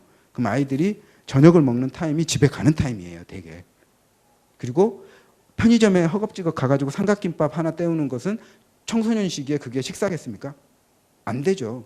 그리고 5분 만에 해치우고 왔는데. 그래서 저녁에 그 시간에 식사를 해요, 대부분. 어머니는 근데 아이들에게 아유 우리 아이가 이 시간까지 학원에 와가지고 공부하고 참 고생이 많았다라고 생각하시는 부모님이 많을까요? 그러실 것 같죠? 안 그래요. 상담 전화 해보면 대부분 부모님들이 뭐라 그러냐면요. 우리 애가 집에서는 공부를 하나도 안 해요. 잘 생각해 보세요. 집에 몇 시에 왔어요? 10시 반, 11시? 11시 반에 왔어요? 혹은 심한 경우는 12시에 집에 왔어요? 공부를 해야 됩니까? 안 해야죠. 자야죠. 근데 부모님들이 10중 8구는 집에서는 하나도 안 해요. 아니, 그래도 학원에서는 레벨도 높고 공부도 곧잘 합니다. 집에서는 안 하는데 내 눈으로 못 봤는데요. 이 말씀을 하신다니까요. 중고등학생 학부모님들이 다 이렇게 해가지고 특목고 자사고 갈런지 모르겠어요. 이렇게 이런 양상이 된다니까요. 그러니까는 이성적 판단을 잘 해야 돼요. 이 부분도 자녀의 귀가 시간이 몇 시인데 아이가 추가 학습을 할 수 있는지 없는지. 그러면은 학원은 대부분 강의형 수업이거든요. 그럼 아이가 그 시간까지 강의형 수업을 받고 왔는데 사실 그러면 학교에서 배운 내용, 그 다음에 학원에서 수업받은 내용, 이것을 집에 와서 뭐를 하기를 바라시는 거예요? 복습을 하시기를 바라는 거예요. 그럼 학원에 보내지 말았어야죠. 그죠? 그 다음 또 하나 생각하는 거는요. 이게 이제 가장 큰 모순 중에 하나인데 학원에 보낼 때 특히 이제 중학생 정도 되면 초등인데 이제 갑자기 중학생을 얘기해가지고 근데 좀 이렇게 미리 좀 말씀을 드리면 중학생이 됐는데 중학생이 됐을 때 학원에 보내는 가장 큰 목적이 뭘까요? 학교에서 학업 성취도가 안정적으로 나오기를 바라는 원인이 가장 크죠. 그런데 학교에서 학업 성취도가 안정적으로 나오려면 학교에서 수업 내용을 뭐를 많이 해야 됩니까? 복습을 많이 해야 되는 건데 아이가 학교가 끝나자마자 대개 한 4시 반 30분 정도의 중학생들이 학교에서 뭐 이것저것 하고 나오는데 학원이 대개 5시에서 5시 반에 시작을 하거든요. 그러면은 학교에서 바로 학원을 갔거나 집에서 아이들이 이제 요즘은 관리 능력이 없으니까 학교 가방과 학원 가방이 2개가 있어요. 학원 가방에는 학원에서 준 모든 것이 들어있어요. 맨날 무슨 학습 자료들 안 가져온다고 혼이 나기 때문에 아이들이 듀얼 가방을 유지를 해요. 그래서 집에 가서 학원 가방 메고 그대로 학원에 오거든요. 그대로 학원에 와서 학원 수업 받고 끝나면 10시인데 그러면은 학교 공부 학업 성취도도 높아지고 사실 학원도 학업 성취도를 높이기 위해서 왔는데 학업 성취도를 높이기 위해서는 그러면은 학교 복습도 해야 되고 학원 복습도 해야 되는데 집에 오니까 복습할 시간이 없네. 그럼 답이 나왔죠. 그러면 학원을 안 보내야 되는 거예요. 그러면. 근데 우리 아이가 학교 과정은 자기 스스로 어떻게 복습을 하는 것 같다. 이런 판단이 서야죠. 기본적으로. 근데 그렇지 않은데 그러면 이 판단은 언제 쓰는 거예요? 초등학교 때 아이가 학습 관리 능력을 스스로 어느 정도 길러냈었어야죠. 복습을 통해서. 그래서 초등학교 단계에서 학원을 보내는 것보다 가정에서의 복습 지도가 중요하다고 말씀드리는 겁니다. 그래서 이거 시간 이야기하다가 좀 오버했는데요. 사료 강연은 8시 정도를 넘기지는 말아야 되겠다. 그러면 중학교든 몇 시를 적어도 넘기지는 말아야 되겠습니까? 9시는 넘기지를 말아야 됩니다. 그리고 9시에 적어도 아이가 식사를 했다는 전제하에서. 그런데 모든 학원의 시스템이 단과 프로그램 몇 개를 제외하고 아이가 정상적으로 저녁 식사를 하고 학원에 갈 수 있는 프로그램은 없다고 보셔도 됩니다. 이런 부분들은 간과해서는 안 되는 거죠. 심지어는 그래서 이런 부분들에 대해서 스트레스를 많이 받으시는 부분들이 부모님들이 학원 주변 식당에다가 외상을 끊습니다. 그래서 우리 아이 오면 제가 나중에 결제할 테니까 먹고 싶은 거 주세요. 외상을 끊는 거죠. 근데 문제는 뭐냐면 아이가 그 식당에서 안 먹고 싶어 한다는 게 문제예요. 그 다음에 선행학습은 안 되겠다. 특히 초등과정에서는 선행학습이 필요도 없고 안 되겠다. 왜 필요 없는지 부모님들이 좀 필요한 것 같은데 이견이 있으실 수도 있는데 그 부분들은 좀 나중에 설명을 드리겠습니다.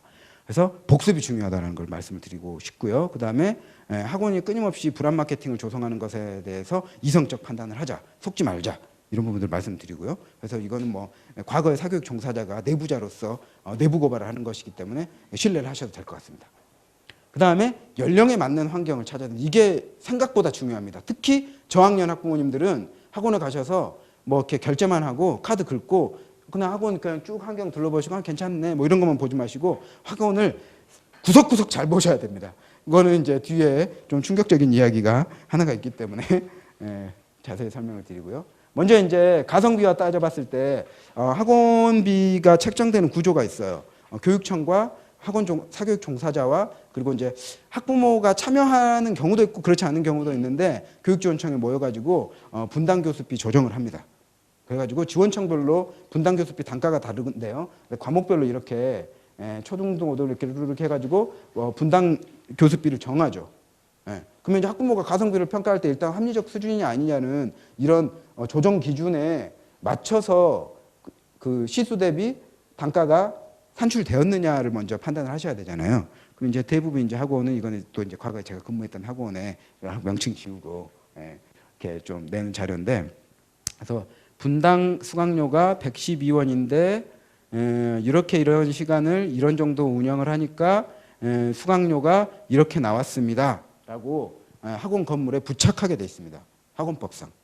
그래서 액자에 넣어가지고 건물 안에 부착을 합니다. 요즘은 이제 그 학원 5개 가격 표시제라고 해가지고 이것도 눈 가리고 아웅인데 밖에 걸어놓는 경우도 있어요.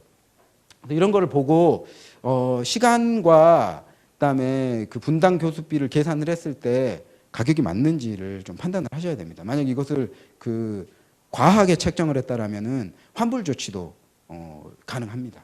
그래서 이런 부분들을 좀 고려를 하시고요. 근데 가끔씩 또 어떤 학원들은 학원장이 욕심이 많아가지고 무료 프로그램을 많이 깔아주는 그런 학원들도 제가 근무한 학원에 있었는데, 그다음 또 학원 뺑뺑이 장시간 학원 이용은 하면 안 되겠다. 아까 말씀해 드렸던 맥락이죠. 그런데 이제 실제로 강남 H초 2학년 가명인데 호진의 하루인데 여기 보시면 이제 7시 반에 기상을 해가지고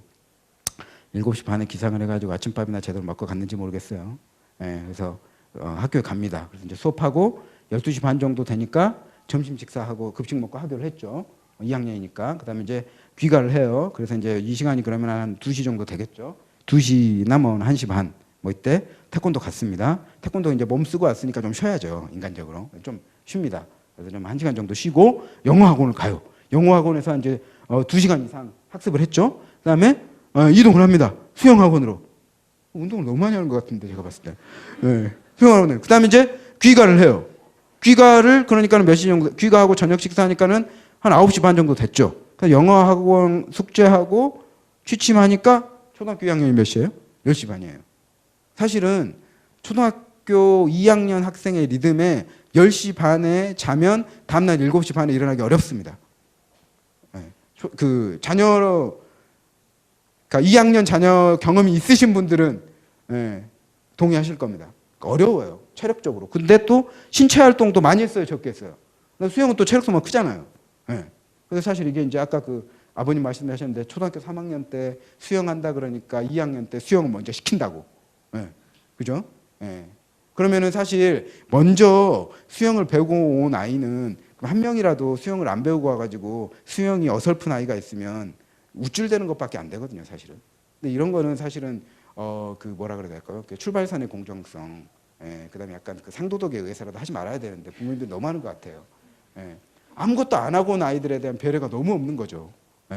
마치 그 유치원 자퇴한 저희 딸아이의 경우처럼. 그렇습니다. 그래서 이제 아이가 너무 힘드니까 요즘 얼마 전에 또 그 KBS의 안녕하세요 프로그램에서도 학원 뺑뺑이 도는 아이들, 우리 엄마는 학원 뺑뺑이 너무 많이 돌려서 비정상이에요라고 호소했던 아이 있잖아요. 근데 엄마는 끝까지 내가 정상이다라고 생각하시더라고요. 근데 엄마 나 오늘 영어만 학원 안 가면 안 돼? 이렇게 딱 이야기했는데 엄마가 이때 이성적 판단을 해요. 엄마가 다른 의미의 이성적 판단이죠.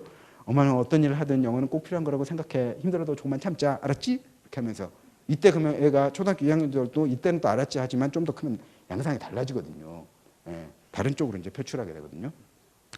그런 거. 그래서 그 엄마의 해결책이 사실은 틀렸죠. 뭐 이렇게 시작도 하지는 말았어야 되는 그런 부분들도 없지 않아 있는데, 그리고 또 영어는 학교 교육 과정에서 초등학교 3학년 때부터 시작하거든요. 근데 영어를 또 이때 많이 했어요. 그러면 또 이제 또 교실에 가서 우쭐대는, 물론 또 이제 아까 그 아버님이 말씀하셨던 것처럼 초등학교 3학년 들어갔는데 아무것도 안 배워갔는데 알파벳을 일주일 만에 떼고 와라. 뭐 이런 요구를 하는 선생님들이 이제 또 존재하기 때문에 또 이런 닭이 먼저냐 달걀이 먼저냐의 문제도 있기는 하지만 이런 부분들도 있습니다. 그래서 초등 저학년은 학교 숙제와 좀 복습 위주의 가정활동이 바람직하겠다. 근데 이제 맞벌이 가정은 어떻게 하나요? 사실은 이제 정말 좋은 대안이 있었으면 좋겠는데, 좋은 대안이 이제 그 사실은 막 잘 되고 있는 커뮤니티를 소개시켜 드려야 되는데 그것이 좀 마땅하지 않은 것도 좀 사실이에요. 뭐 이렇게 마을 기업을 통해서 뭐 이렇게 좀 그 돌봄 공동체를 만든다든지, 그다음에 이제 뭐 돌봄과 관련된 협동조합을 형성한다든지, 뭐 이런 사례들이 나오고 있긴 하지만 보편적인 양상도 아니고, 뭐 이렇게 그 아까 말씀드린 것처럼 65%가 맞벌이 가구인데 맞벌이 가구들이 마음 놓고 보낼 수 있는 환경들이 잘 조성된 상황은 사실은 아닌 거죠. 이제 대부분 이제 맞벌이 가정들도 이렇게 친인척을 활용 방안 플러스 학원 상품 활용 이런 것들을 이제 많이 하시긴 하는데, 그래도 그나마 좀 아이가 좀 안정적으로 한 곳에서 이동하지 않고 좀 그 돌봄을 받는 환경이 맞다라고 본다라면 초등 저학년 때는 정말 아무것도 의지할 곳이 없다 이런 경우에는 그 첫 번째 대안으로서 좀 돌봄 교실이 그나마 낫지 않은가. 그래서 그러면 아니 돌봄 교실이 5시까지밖에 안 하고 그다음에 시설이나 환경이나 프로그램도 부실하던데 그런데 우리 애를 어떻게 보내요? 좀 답을 못 하죠. 그런 경우에는 어디까지나 대안이니까. 그러면 이제 또 방법은 또 한 가지입니다. 미래를 기약해야 돼요. 뭐 이렇게 그 학부모회나 아니면 학교 운영회나 이런 데 참석하셔가지고 내실화를 시켜달라고 학교장을 쪼아야죠. 학부모 운동으로 좀 해결해야 되는 그런 부분들도 있긴 합니다. 그래서 또 이게 학교 간 격차가 또 돌봄 교실이 있거든요, 분명히. 그다음 이제 두 번째는 그 청소년 수련관 프로그램 이용입니다.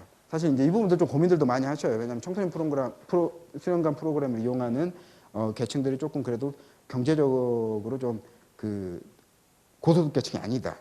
그러니까 물 관리 차원에서 우리 애들이 경제적으로 어려운 애들하고 놀면서 이상해진 것이 아닌가. 뭐 이런 고민을 하시면서 약간 기피하시는 부모님들도 있는데 그렇지는 않은 거죠. 우리 사회 다양성이 제고되는 환경 속에서 아이의 그 정신과 좀 사회성이 더욱더 건전해진다라는 그 연구가 학계에서는 더 정설이거든요. 그래서 이런 부분들. 그래서 이제 프로그램들을 보면은 이제 뭐 학습 지도가 대부분 그 숙제 위주의 청소년 수련관들은 학습 지도 보충 지도를 하시더라고요. 그리고 이제 이런저런 활동들 뭐 신체 활동 플러스 그다음 기초학습 활동들을 하시더라고요. 그래서 한 공간에서 적어도 하교 후부터 그래서 뭐 이렇게 이것도 수련관별로 좀 차이가 있긴 하겠지만 셔틀버스를 활용해 가지고 하교하는 아이들을 그 바로 수련관으로 데려가서 부모님들이 이제 그 퇴근하는 시간까지 좀 돌보는 그러니까 초등학교 1에서 3학년 정도는 한 6시까지 그리고 이제 4에서 6학년은 한 뭐 7시 20분까지 이렇게 좀 돌보는 수련관 프로그램들이 있습니다. 그래서 아직까지 대안은 뭐 이런 그 수련관 프로그램에 이제 개요인데요. 이제 그 말씀드린 것처럼 3, 4, 5, 6학년 프로그램인데 뭐 이런 좀 그렇게 크게 부담스럽지 않은 프로그램들을 한 공간에서 그 매일 운영을 하기 때문에 그나마 이런 부분들이 좀 대안이 아닌가. 그다음에 이제 고학년이 가면 저희 이제 그 베스트셀러죠. 사교육 걱정 없는 세상에 아깝다 학원비에 보면 자녀가 한 둘 정도 되면 형제간의 어떤 그 독서 환경을 잘 조성해서 집안에서 이렇게 자연스럽게 독서할 수 있는 이런 분위기들을 조성해줘라. 이런 대안들은 아깝다 학원비에 있기 때문에 제가 넣지는 않았습니다. 그래서 이런 대안들도 있지만 맞벌이 가정에게 또 이런 대안을 적극적으로 활용하는 방안. 그러니까 아이가 시간을 자기주도적으로 활용할 수 있도록 초등학교 한 고학년 정도면 유도할 수 있다. 이런 부분들도 제 대안이긴 하겠지만 또 학부모님들이 가정에서 이 부분들을 그 구체적으로 실천하는 것이 정말 쉽네 이렇게 하니까 이렇게 생각되기는 좀 그렇죠. 근데 좀 잘 활용하면 또 좋은 샘플로 갈 수도 있습니다. 이제 실제 사례들도 있고. 그래서 대안으로 이야기하면 아깝다 학원비에 나온 대안까지 한 3가지 정도로 말씀드릴 수가 있을 것 같습니다. 그다음에 이제 초등학교에 막 들어갔을 때 작년까지 학부모님들이 이제 크게 고민하셨던 거는 한글 선행 교육은 그래도 좀 해야죠. 가자마자 이름도 쓰라 그러고 알림장도 쓰라 그러고 받아쓰기도 한다는데 우리 아이가 혁신학교 간 것도 아니고 또 혁신학교도 학교마다 좀 다르던데 그래서 그 유치원 단계에서의 좀 한글 선행을 하고 가야 되는 것이 아닌가. 그래서 이제 제가 올해 초등학교 1학년 자녀를 보냈지 않습니까? 그래서 이제 학교 입학 설명회에서 그 업무적 차원에서 쫓아갔습니다. 과연 2015 개정 교육과정에 의해서 한글 강화 교육 정책을 실시를 하고 또 서울시 같은 경우에는 안정과 성장을 위한 맞춤형 교육과정, 안성맞춤 교육과정이라고 그러더라고요. 그래서 선행이 필요 없는 학교, 뭐 이런 걸 한다는 거. 또 조희영 교육감이 또 언론에도 여러 차례 말했잖아요. 초등학교 1, 2학년 숙제 없는 학교 뭐 이런 거를 강조를 했기 때문에 진짜로 그러면 이게 교육청의 구원지 아니면 개별학교도 이거를 내실 있게 하려는 의지가 있는지 확인을 하지 않으면 알 수가 없겠고, 그래서 제가 가봤습니다.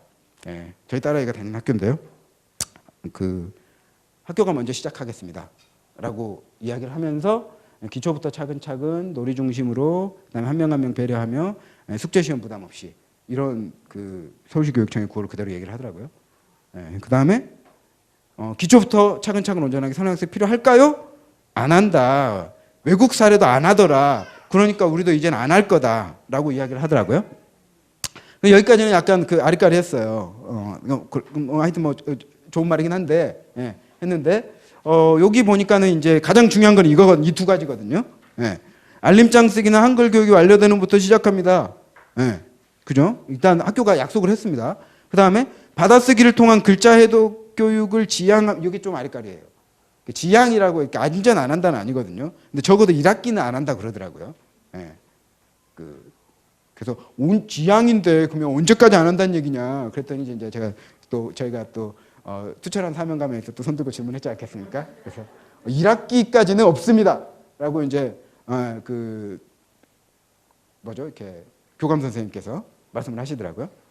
근데 실제로 이제 저희 아이가 이제 알림장을 받아갖고 오면 그 붙이는 알림장이에요. 선생님이 이제 출력해 주시면 그 알림장 노트에다가 풀러 붙여요. 학교에서 풀러 붙여가지고 오거든요. 그럼 이제 학부모 사인하고 그러지. 요즘 제가 사인하는 재미로 밤마다 어제는 못했는데, 그래서 사인하는 재미로 하는데, 이제 사인하면서 이제 선생님한테 좀 편지도 좀 쓰고 뭐 이렇게 그런 일들을 하고 있는데, 실제로 알림장을 붙이는 알림장을 하고 있습니다. 그리고 받아쓰기도 아직 안 하고 있고요. 그래서 사실상 안정적으로 학교가 이렇게 한글 강화 정책에 의해서 선행학습 필요 없는 학교를 유지한다라면 더 이상 초등학교 1학년 들어갈 때 2015 개정 교육과정 이후에는, 그러니까 올해 이후죠. 에는 한글 선행하고 가지 않아도 되겠다. 그리고 이제 유치원에 다니는 아이들도 사실 그 유치원에서 이름 쓰는 것 정도는 대부분 가르치거든요. 그래서 이름 쓰는 것 정도에는 거부감이 그 보편적으로는 없어요. 그래서 그런 수준이기도 하고, 또 실제로 학교가 초등학교 1학년 단계에서 알림장이라든지 받아쓰기를 안 하고 있는 상황이기 때문에 이런 부분과 관련해서는 사실 학부모들이 그 영유아 단계에서 한글 선행 교육 시키는 가장 큰 이유가 초등학교 들어가자마자 알림장 쓰고 받아쓰기 한다. 그리고 옆에 아이하고 비교된다. 우리 애가 우는 꼴을 못 보겠다. 이런 이유가 이제 가장 큰데, 이런 부분들에 대해서 좀 요소가 제거됐기 때문에 초등학교 입학 전 한글 선행 교육은 이제 점차 그 하지 않아도 되겠다.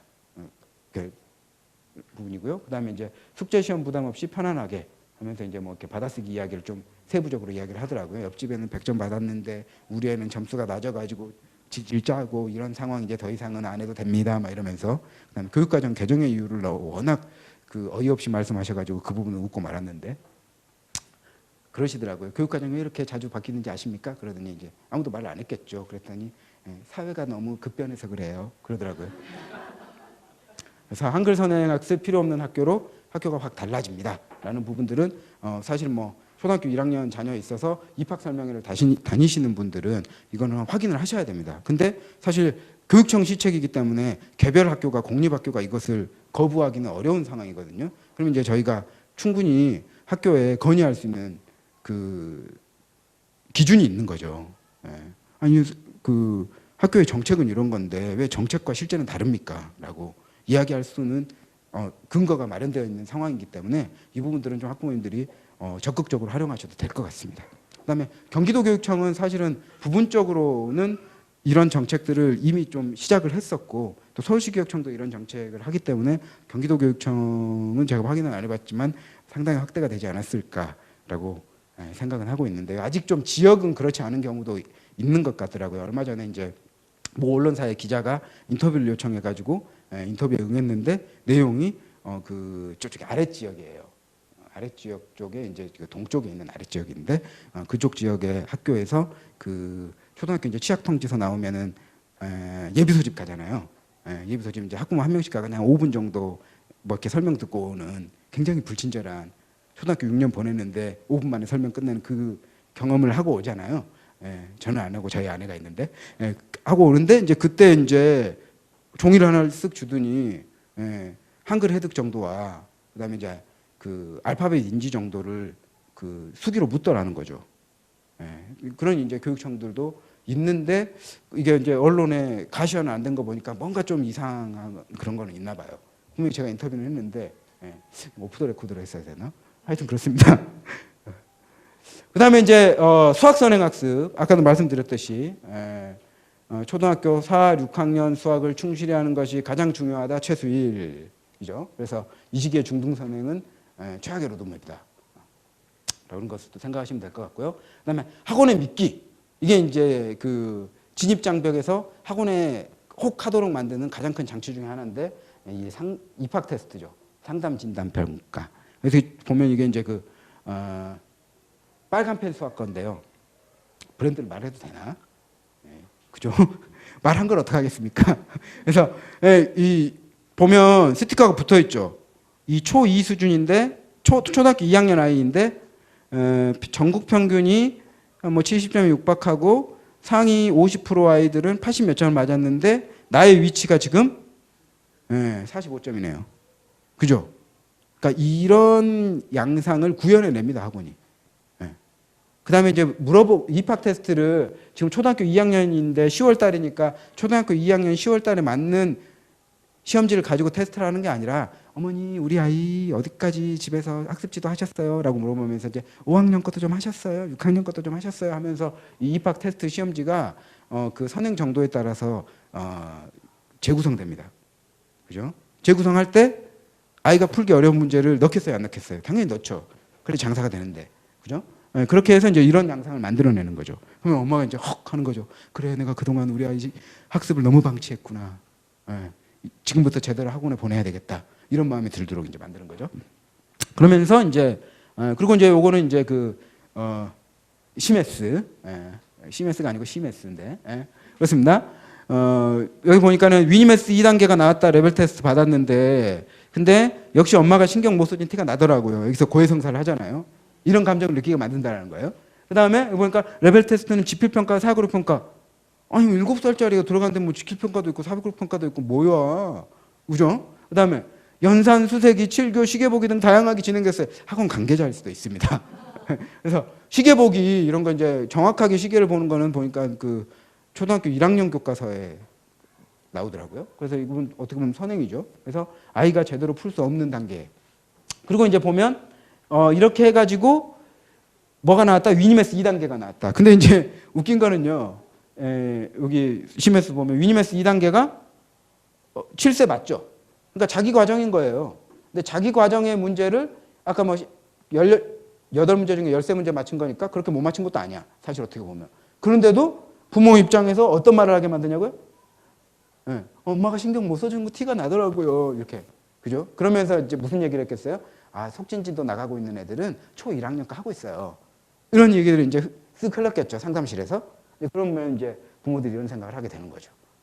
그래서 이런 것들, 우리 자녀의 현재 수준이 지금 그 학교 교육 과정을 잘 따라가고 있는 수준이라면 전혀 불안해하지 않아도 된다라는 거죠. 이런 부분들은 이렇게 그 신뢰하셔도 될 것 같습니다. 그다음에 이제 학원이 이제 저희 학원은 소수정예로 개별지도 하고요. 이런 멘트를 많이 하거든요. 이거는 이제 사실 학원이 소수정예로 개별지도 하기는 정말 어렵습니다. 왜냐면 여기 보시면 아까도 이제 레벨별 구성을 이야기를 했지만 여기 보면은 이게 이제 그룹 이름이거든요. 맨 위가. 다 그룹이 있어요.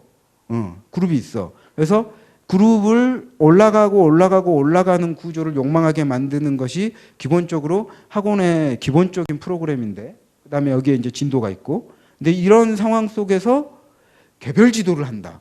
학원이 정해진 진도하에서 아이를 받고 그 진도 속에 아이를 끼워 넣는 구조인데 아이의 수준에 맞게 개별 지도를 한다. 이성적으로 판단 논리가 맞지 않는다는 걸 금방 아실 수 있을 겁니다. 그래서 개별 지도는 사실상 어렵다. 지금 아이의 단계와 꼭 맞는 학원 프로그램이 존재하기라는 어렵다. 그러면 꼭 맞는 프로그램이 존재하는 것은 학원에 진입해서 상당 기간이 지날 때 형성된다는 거죠. 어떻게 보면. 그때까지는 무슨 비용이 든다? 매몰 비용이 든다라는 겁니다.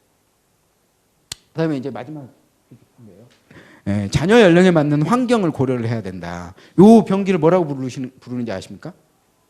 화식 변기라 그러죠. 서양식 변기이긴 한데 요즘 가정에 이런 변기 있습니까? 없습니까? 없죠. 예, 없습니다. 그러면 이런 변기에서 초등학교 저학년 아이들, 고학년 아이들도 힘들긴 한데요. 혹은 6, 7세 아이들 용변 볼 수 있을 것 같습니까? 없죠. 제가 근무했던 그 시메스가 위니메스 과정 6, 7세 과정을 프랜차이징을 했는데요. 처음부터는 6, 7세가 있었던 게 아니라 초등을 하다가 6, 7세가 그 본사에서 상품을 만들면서 들어온 거예요. 그런데 이제 원장님이 갑자기 6, 7세를 한대요.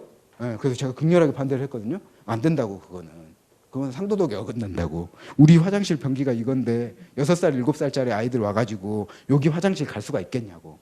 그리고 이 당시에 위니메스가 막 보편 상품이 아니기 때문에 그리고 지금까지 초등학교 3, 4, 5, 6학년 가르치던 선생님이 그대로 위니메스 가르칠 건데 3, 4, 5, 6학년 가르쳤던 선생님이 선생님 저 화장실 가고 싶어요. 그러면 애 손잡고 수업 시간 중간에 화장실에 가서 화식변기에 앉혀서 용변 보고 이런 시츄에이션 머리에 안 그려지시냐고. 제가 분명히 말을 했거든요. 안 그려지시는 거죠. 이해되시죠? 그러니까 학원이 본사를 통해서 상품은 가맹은 했지만 우리 학원의 교육 환경이 이 아이들을 교육할 수 있을 정도의 환경인지에 대해서 아이의 신체 발달, 정신 발달상의 여러 가지 여건들을 고려할 수 있는 상황이다 아니다. 아니다라는 거예요. 물론 이제 환경이 좋은 학원들도 있어요. 물론. 좋은 환경들도 있고 또 교구나 뭐 이런 것 전부 본사에서 프랜차이징 해가지고 본사에서 다 가져와가지고 본사에서 만드는 상품들은 사실은 그 뭐 기획개발팀, 교재교구 개발팀에서 나름 연령 고려해가지고 좀 잘 만든 것들이 대부분이거든요. 근데 이제 문제는 뭐냐? 비싸죠. 그래서 이런 부분들을 제대로 갖추지 않을 수도 있다라는 거예요. 근데 제대로 갖추지 않은 학원이라면 이 그 사교육을 하시는 분의 철학이 교육적 가치가 크다라는 거예요. 상업적 가치가 크다라는 거예요. 상업적 가치가 크다라는 거죠. 그래서 상당 부분 여기에 자유롭지 못하다. 물론 이제 환경이 좋은 환경도 있다. 그러니까 자녀를 보낼 때는 우리 아이가 가서 여러 가지 환경상 뭐 교재 교구, 그다음에 학원의 시설 이런 부분들을 자유롭게 이용할 수 있는지를 충분히 뭐 해야 된다? 고려해야 된다라는 거죠. 그리고 그 학원의 환경 안에 그 경영자의 가치관이 분명히 녹아들어 있다. 이런 부분들을 말씀드리면서 뭐 이렇게 전반적으로 초등에서는 복수 위주의 가정에서의 학습 지도가 중요하지만 어쩔 수 없어서 학원에 보내야 된다라면 이런 사항들을 좀 고려해서 보내시는 것이 이성적 판단하는 것이고 합리적으로 판단하는 것이겠다라는 것을 말씀드리면서 일단 강의를 마치도록 하겠습니다.